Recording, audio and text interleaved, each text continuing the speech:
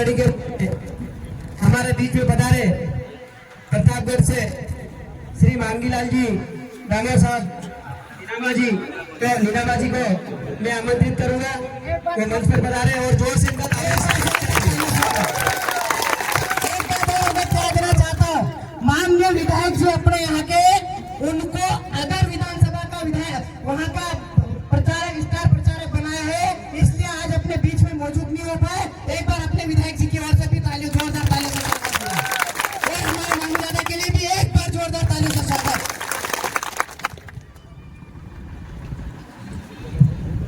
आज शिवगढ़ की इस मां प्रकृति की गोद में आप और हम सब बैठे हैं। ये हमारे पूर्वज पुरखों की बदौलत बैठे हैं। मैं उन तमाम पूर्वज पुरखों को नमन करता हूं, जोहार करता हूं, जिन्होंने अपने जीवन की कुर्बानी देके, बलिदानी दे करके हमारे लिए, हमारी पीढ़ियों के लिए आज जमीन दे करके हमको गए हैं। हमारे इस क्षेत्र के अंदर सबसे बड़ा जन समूह है हमारा महिला परिवार। महिला परिवार की कुल माताएं हमारी गढ़ खकई माता को मैं नमन करता हूं, प्रणाम करता हूं, जोहार करता हूं। हमारे आज मंच पर बाबा साहब और बिरसा मुंडा जी के जो मंचासन करवाया, उनके चरणों में नमन करता हूं। और आप तमाम यहाँ पर साथी बैठे हो, कहीं न कहीं कार्यक्रम आयोजन करता, अगर इस कार्यक्रम का आयोजन करने की प्लानिंग नहीं करते तो हम सब नहीं बैठते। उन तमाम जिन्होंने ये कार्यक्रम आयोजित करने के लिए दिमाग में ठानी और कार्यक्रम आयोजित करके आज इस कार्यक्रम को सफल बनाने की जितनी भी जी जान लगानी थी, सबने जी जान लगाई, उनको मैं सैल्यूट जोहार करता हूं। आज हमारे बीच में भारत आदिवासी पार्टी की यह सभा है, इस वजह से रतलाम, झाबुआ, अलीराजपुर सीट के अलावा भी बाहर से कई साथी हमारे बीच में हैं। उन साथियों को मैं खूब खूब जोहार करता हूं। नारी शक्ति और हमारे बीच में मीडिया कर्मी भाई उपस्थित है, उनको सैल्यूट करता हूं। और यहाँ पर प्रशासन के अधिकारी कर्मचारी भी हमारे बीच में हैं, उनकी भी जिम्मेदारी वो निभा रहे हैं, उनको भी मैं सैल्यूट करता हूं। आप तमाम साथियों को पता होना चाहिए कि ये भारत देश है और इस भारत देश की आजादी को आज 77-78 साल हो गए हैं। 1-2 साल नहीं, कितने 77-78 साल हो गए हैं यहाँ पर। और देश का संविधान लागू हुआ 74-75 साल हो गए हैं। और लोकसभा चुनाव हो रहे हैं, 17 बार लोकसभा चुनाव हो चुके हैं। कितने बार? 17 बार लोकसभा चुनाव हो चुके हैं। इस बार 18वीं बार लोकसभा चुनाव होने जा रहा है। सही है गलत है ना? 18वीं बार लोकसभा चुनाव होने जा रहा है। अब मैं आप सभी भाई यहाँ उपस्थित है, आप भाइयों से पूछना चाहता हूँ, 18वीं बार लोकसभा चुनाव होने जा रहा है, क्या हमारे इस इलाके के अंदर जैसी पढ़ाई हमारे बच्चों को मिलनी चाहिए, जैसी शिक्षा हमारे बच्चों को मिलनी चाहिए, वैसी मिल रही है क्या? एक आदमी मुझे, एक जना हाथ खड़ा करके बता दे, मेरे बच्चे को बढ़िया शिक्षा मिल रही है, गुणवत्तापूर्ण शिक्षा मिल रही है, इंग्लिश मीडियम, हिंदी मीडियम, जो भी मीडियम चाहिए वो मेरे बच्चे को उपलब्ध हो पा रही है, मेरे जो भी सब्जेक्ट चाहिए वो सब्जेक्ट मेरे बच्चे को मिल रहे हैं। ऐसा आप में से कोई भाइयों को बताओ, मिली क्या शिक्षा? अरे पढ़ाई मिली क्या? हमको जो पढ़ाई मिलनी चाहिए वो पढ़ाई मिली क्या? नहीं मिली। नंबर 2, मोटी मोटी बातों पर आऊंगा। नंबर 2, आज आप यहाँ जितने भी भाई उपस्थित हो, इसके अलावा हमारे बहुत सारे भाई, ये तो आदिवासियों की पार्टी है, वो सोच रखने वाले भी लाइव के माध्यम से देख रहे होंगे, उनसे भी मैं पूछना चाहूंगा कि हमारे इस इलाके के अंदर हमारा कोई भाई, हमारे घर परिवार का कोई सदस्य जब बीमार हो जाता है, जो इलाज उसको मिलना चाहिए वो क्या कि झाबुआ, अलीराजपुर, रतलाम के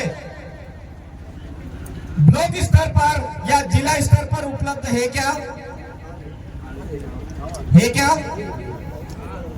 रतलाम जाओगे तो दिमाग में यही रहेगा कि यार यहाँ बढ़िया इलाज नहीं हो रहा है, शायद अहमदाबाद बढ़िया हो जाएगा। हम झाबुआ जाते हैं तो झाबुआ में भी यही दिमाग में सोच रहती है कि हम लोग यहाँ पर इलाज करवाएंगे तो हमारा घर का जो मरीज है वो बच नहीं पाएगा, अहमदाबाद जाके बच जाएगा। हर जगह ये कंडीशन है। आज कोई ये दावे के साथ में नहीं कह सकता है कि हमारे यहाँ पर एक बढ़िया हॉस्पिटल है और नॉर्मल बीमारी होती है, फिर भी कोई गारंटी नहीं है। ये कंडीशन हमारे इस पूरे एरिया की है। अब बताओ, देश ने विकास किया या पीछे गए? दूसरे देशों की तुलना में हमारा देश पीछे है या बराबरी कर रहा है, आगे बढ़ रहा है? पीछे जा रहा है। नंबर 3, ये बात आई हमारे स्वास्थ्य की, शिक्षा की। अब सबसे अहम चीज, आज पूरे भील प्रदेश टेरिटरी के अंदर, भील प्रदेश टेरिटरी मतलब हम 48 जिलों को हमारा भील प्रदेश मान रहे हैं। इन 48 जिलों के अंदर किसी भी गांव में जाकर के पूछिए कि पानी की क्या स्थिति है, वो एक ही बात कहेंगे, जब्बार फोड़ा पड़ी है, खूब फोड़ा पड़ी है। पानी के पीने की व्यवस्था आज दिन तक नहीं हो पाई है। 77-78 साल होने आए हैं देश आजाद हुआ, 17 बार लोकसभा चुनाव हो चुके हैं, आज दिन तक पीने के पानी की व्यवस्था सरकारें नहीं कर पा रही है, राजनीतिक पार्टियां नहीं कर पा रही है और दावे कर रही है देश में दुनिया भर की मेक इंडियन इंडिया, फलाना इंडिया, ढींढा इंडिया, दुनिया भर की। देश की स्थिति क्या बनी हुई है वो छुपाते हैं पूरे विश्व से। अपने आप में जबरदस्ती भारत का कद ऊंचा बता रहे हैं। फटे तो फटे पर पोजीशन नहीं घटे, यूं सही गलत।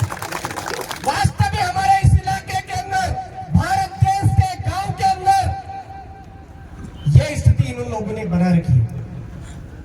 चाहे कांग्रेस का बड़ा नेता हो, चाहे बीजेपी का नेता हो या और कोई पार्टी का नेता हो, सबसे पहले चुनावों के समय में उनके घोषणा पत्र में बहुत बड़े बड़े वादे रहते हैं, उनमें पहले स्वास्थ्य, शिक्षा, ये सारी चीजें रहती है और धरातल पे कुछ नहीं होता है।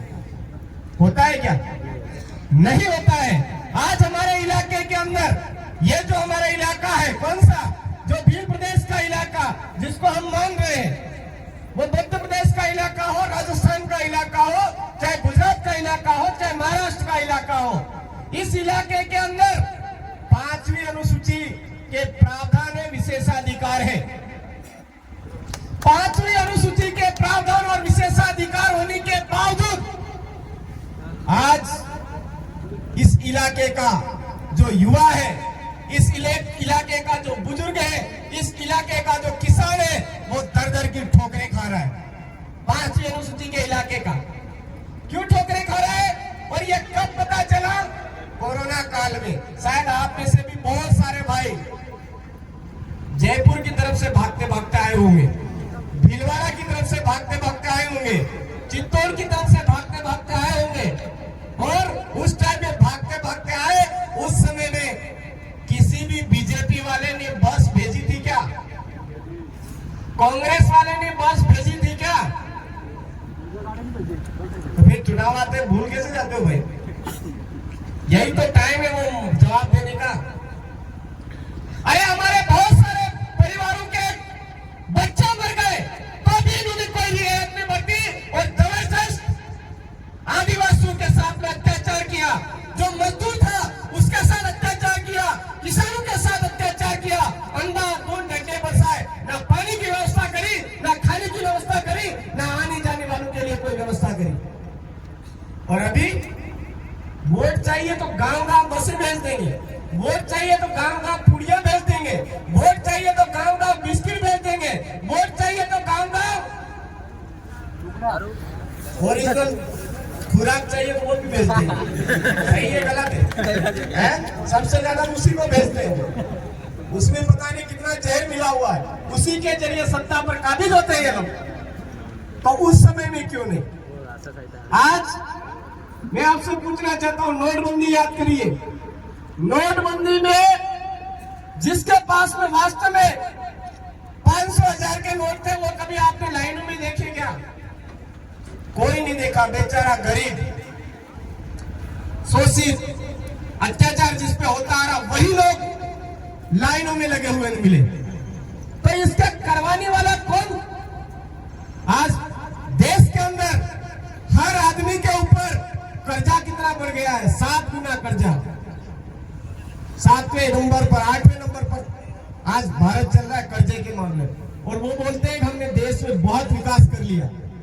जैसे ही देश के चुनाव की बात आती है, वो हमारे लोगों को क्या पट्टी पढ़ाते हैं? अरे ध्यान रखना, ये भारत आदिवासी पार्टी वाले ऐसे हैं, धर्म की राजनीति खेलते हैं, मेन मुद्दे पर नहीं आते, शिक्षा की बात नहीं करते, स्वास्थ्य की बात नहीं करते, सड़क की बात नहीं करते, हमारे पानी की बात नहीं करते। तो ऐसे गांडू और नल्ले नेताओं को इधर से भगाने की जरूरत है कि नहीं है? या नहीं है? अभी तो हाँ बोल रहे हो, बहुत कम आवाज है। हाँ में भी कम आवाज आ रही है, क्योंकि हिम्मत चाहिए, जिगरा चाहिए, इसके लिए भगाने के लिए जिगरा चाहिए। और वो देश के आदिवासियों के अंदर है मेरे भाइयों। अंग्रेजों के समय में हमारा देश खतरे में आया, सबसे पहले आदिवासी आगे बढ़ा और अंग्रेजों को यहाँ पर जो शासन व्यवस्था थी वो मानने से इनकार किया और उनको मजबूरन 5वीं अनुसूची के जो प्रावधान है वो इस इलाके में लागू करने पड़े। ठीक इसी तरह से वर्तमान में ये बीजेपी और कांग्रेस की जो पूंजीपति सरकार है, वो वापस हमारे देश को बर्बाद करना चाहती है, देश को लूटना चाहती है। तो आदिवासियों को जिगरा बढ़ा करके आगे बढ़ने की जरूरत है। इसीलिए भारत आदिवासी पार्टी नाम रखा है। आगे बढ़ना होगा।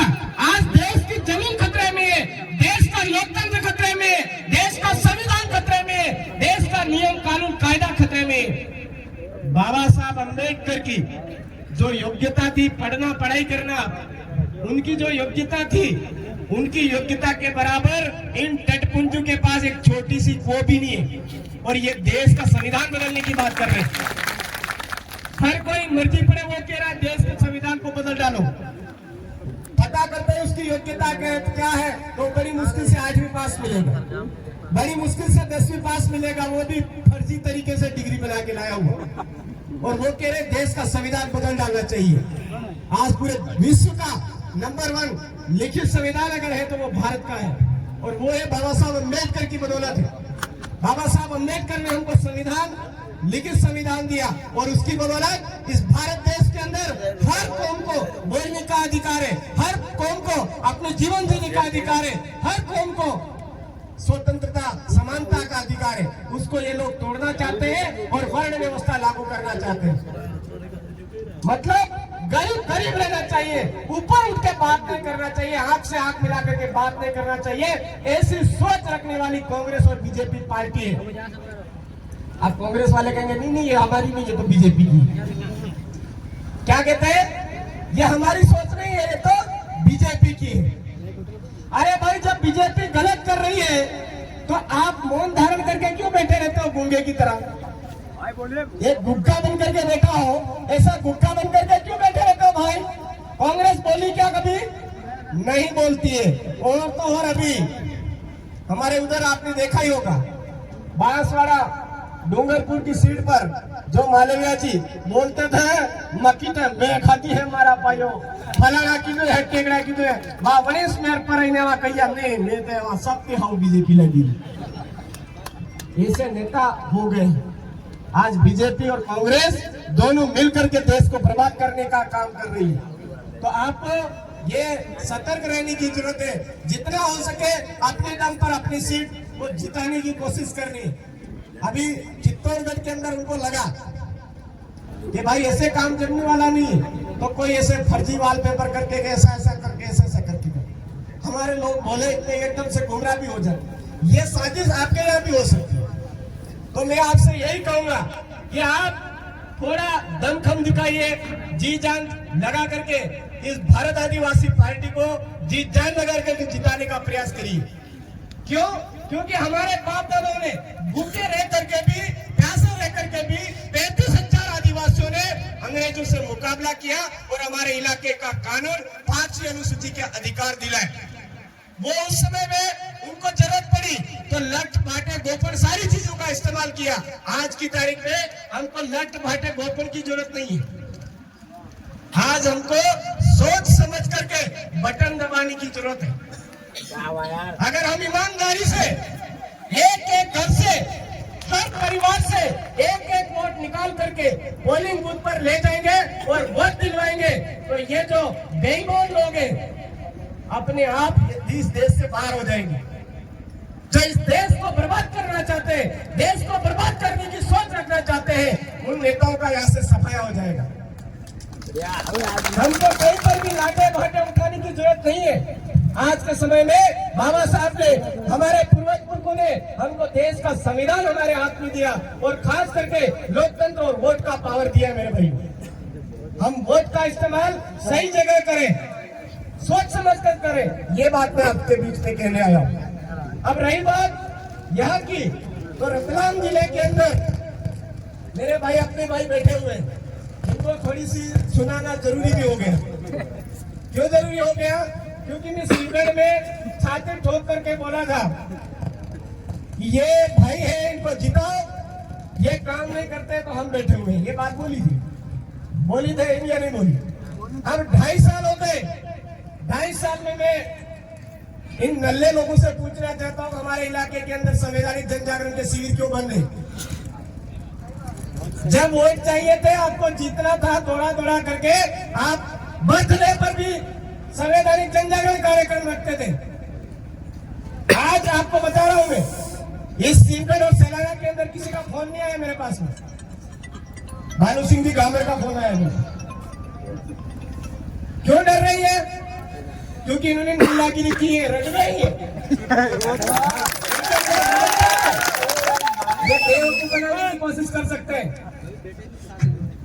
आज हमारे समाज को आजाद करना है, देश को आजाद करना है, तो हमारे अंदर पावर होना चाहिए, जिगरा होना चाहिए, हमको टकराने की हिम्मत होनी चाहिए किसी भी परिस्थिति में। जब आपके पास मोटरसाइकिल थी, उस टाइम में आप गाँव में तोड़ तोड़ करके संवैधानिक जन जागरण करवा रहे थे। आज आपके पास 4 व्हीलर है, तो भी आप कमी है आपके अंदर। आज हमारे बीच में जो विधायक साहब इधर दौड़ रहे थे, हम उनको जिता रहे थे, वो विधायक साहब भी आज इधर गायब है ना? तो मैं आपको कहना चाहूंगा, ऐसे रंगले और नल्ले नेता होते हैं, उनको भी जूत मारने की जरूरत है। ये ध्यान रखना। एक बंदा हम जितना मजबूती से घर से निकलते हैं, कभी सोचते नहीं आगे पीछे। ये समाज को न्याय दिलाने के लिए हमारी कल गर्दन काटो, आज काटो, कोई परवाह नहीं होगी। आज के दिन हमारे जगदीश भाई पांडव दिल्ली से आते हुए एक्सीडेंट में शहीद हुए। आज के दिन हमारे कांति भाई की आवाज पूरे देश के अंदर गूंजती थी, आज वो आगे और आज उनका वो करके बैठे हुए। कुर्बानी चाहिए, देनी पड़ती है। समाज को आजाद कराने के लिए कुर्बानी देने की जरूरत है मेरे भाइयों। हमको कुर्बानी देने की जरूरत है, और वो कुर्बानी है कि हमारा ये इलाका इस बार किसी भी हालत में सही जगह पर वोट दे। कोई हमको बेवकूफ बनाने की कोशिश करते, कोई पैसा ले करके हमको उल्लू बनाने की कोशिश करते, तो आप आम जन से मेरा निवेदन है, अंधे होकर के उसके पीछे मत चलिए, उसको बोलिए सीधा सर, देख आपको ये जिम्मेदारी दी है, जिम्मेदारी निभानी पड़ेगी, जिम्मेदारी में पीछे मत रहिए। तो मेरा आपसे यही निवेदन है, जी जान लगा करके इन भाइयों ने गलती करी है, आज के बाद ये गलती माफ करते हुए आगामी अपना काम मजबूती से आगे बढ़ना चाहिए, नहीं बढ़ना चाहिए, बढ़ना चाहिए, नहीं बढ़ना चाहिए जरूर। ये इनको आज आपकी तरफ से, ये मेरी बोली नहीं है, आप तमाम साथियों की आवाज से मैंने इनको बोल दिया है। जो आप नहीं बोल पा रहे थे, क्यों नहीं बोल पा रहे थे? अरे यार हम कैसे बोल रहे हैं, हमारे नेता है, सही बात है कि कैसे बोले? तो आप तमाम साथियों की ओर से मैंने बोल दिया, अब ये पूरा माने तो ये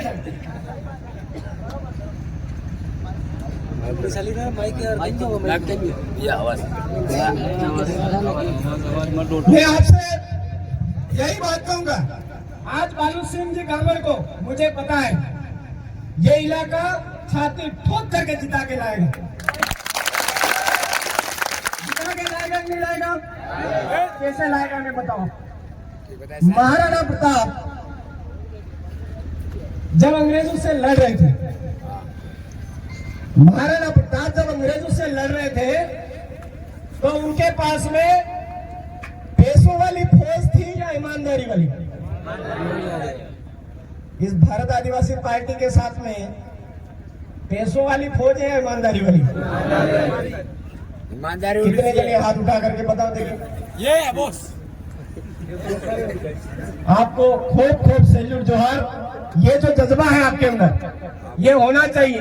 हमारे बिरसा मुंडा जी, टंट्या भील, हमारी कालीबाई कलासुआ, उन जो गटखगई माता, उन सबका जो ब्लड है हमारे अंदर है।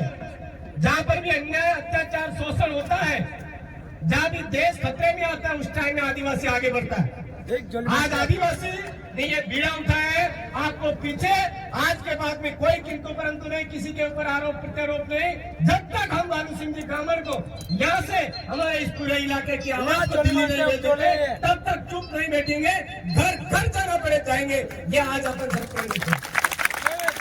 हमारे आज उधर चुनाव थे, हम उधर व्यस्त थे। हमको आशा थी कि भाई इधर उधर के भाई है हमारे, कभी न कभी हमारे इलाके में आएंगे, हमारे इधर भी जन जागरण करेंगे। पर आज गुस्सा इसलिए निकल रहा हूँ, हमारे उधर नहीं आए तो नहीं आए, कोई बात नहीं। झाबुआ में जाके जन जागरण नहीं कर रहे, उधर थांदला में जाकर के नहीं कर रहे, अलीराजपुर में जाकर के नहीं कर रहे। ये भैया चोरी। इस वजह से हमको कहीं ना कहीं गुस्सा आता है ना। और मेरे ही भाई, अपने भाई हमारे से जो भी गलत बात होती है कह देता हूँ, और ये भी कोई गलती होती थी ये भी मुझे दबा करके बोल देते, ऐसा कोई वो नहीं। लेकिन इसी से सुधार होता है। तो आप तमाम साथी आज जी जान लगा करके हमारे उन पूर्वज पुरखों की जितनी भी अनमोल बलिदानी है, उनको याद करते हुए पुनः हमारी आवाज को दिल्ली भेजना है। दिल्ली भेजने पर ये लोग करेंगे क्या? हम जिता के तो भेज देंगे, लेकिन ये दिल्ली जाकर के करेंगे क्या? नंबर 1, देश आजाद हुआ, संविधान लिखा, 5वीं अनुसूची हमारे धरातल पर लागू नहीं हुई है। हमारे गांव में हमारा राज जो व्यवस्था होनी चाहिए, वो व्यवस्था आज दिन तक हमारी धरातल पर लागू नहीं हुई।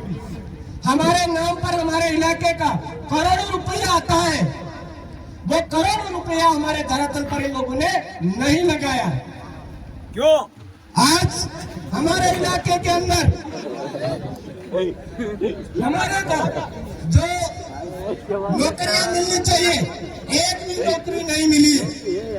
आज कितने समय से हमारे यहाँ पर इस इलाके के अंदर रोजगार नहीं मिल रहा हमारे भाइयों को।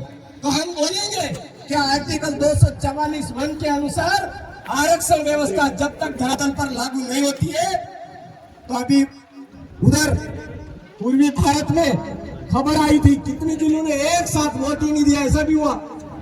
ये हम भी थोड़ी देर वोट दे दे के इंतजार करेंगे कि इस बार नहीं तो इस बार, इस बार नहीं तो इस बार हमारी जो बाप दादाओं की बदौलत हमको जो हक अधिकार, हमको जो संवैधानिक अधिकार, वो हमारे धरातल पर लागू होंगे। ये हम इसके लिए इस आस को लेकर के चुनाव में भागीदार बन रहे हैं। अगर इस तरह से हमको फिर से हमारी भारत आदिवासी पार्टी की जो आवाज है वो संसद में जाएगी, और वहां पर अगर उसकी आवाज नहीं सुनी जाएगी तो हमारे इलाके से भी हम वोट का बहिष्कार करेंगे। नहीं, और वोट दे करके हम दिल्ली में भेज रहे हैं, वोट दे करके हम भोपाल में भेज रहे हैं, हमारा जो प्रतिनिधि है उसकी आवाज तो तुम सुन ही नहीं रहे हो, तो फिर उस वोट देने का मतलब क्या है ना? अभी हम लोकतंत्र में हिस्सेदारी ले रहे हैं, लोकतंत्र में भागीदार बन रहे हैं, इस आशा को लेकर के कि हमारे बाप दादा पूर्वज पुरखों की बदौलत संविधान बना हुआ है, उस संविधान पर हमको विश्वास है, और उस संविधान की बदौलत हमको लोकतंत्र का अधिकार मिला, उसमें हम हिस्सेदारी ले रहे हैं।